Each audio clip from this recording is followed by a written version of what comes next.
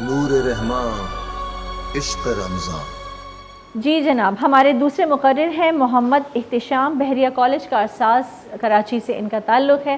جی آپ کو ویلکم کہتے ہیں احتشام، اور بسم اللہ۔ بالکل اجازت۔ جی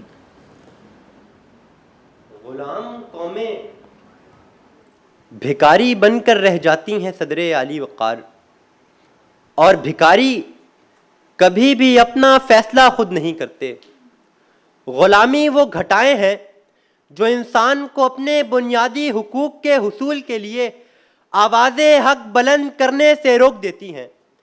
یہ وہ ذہنی فطور ہے جس نے سالہ سال حکمرانی کرنے والی اس مسلم قوم کو کبھی فرنگیوں کا تو کبھی ہندی بنیوں کا محکوم بنا ڈالا، کہ جب یہی مسلم قوم غلامی کے نرغے میں آئی تو اپنے ہی فرنگی غلاموں کی غلام بن گئی، اور بر صغیر میں پکار اٹھی کہ غلامی میں بدل جاتے ہیں قوموں کے ضمیر۔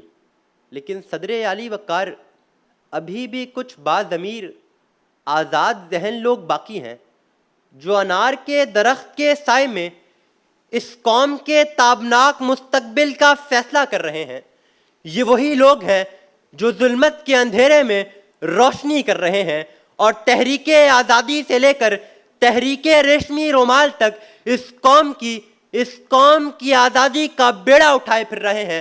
تو پھر اقبال کا خواب تعبیر پا جاتا ہے، قائد کا تصور تصویر بن جاتا ہے، سر سید کی تدبیر تقدیر بن جاتی ہے، خاکی وردی حیدری شمشیر بن جاتی ہے، اور نعرہ تکبیر کی صداؤں سے پاکستان زندہ باد کی صدا مل جاتی ہے، اور تاریخ انسانی کی سب سے بڑی ہجرت وجود پاتی ہے کہ پنجاب کے بنگال کے جوان چل پڑے، سندھی بلوچی سرحدی پٹھان چل پڑے، گھر بار چھوڑے بے سر و سامان چل پڑے، ساتھ اپنے مہاجر لیے قرآن چل پڑے۔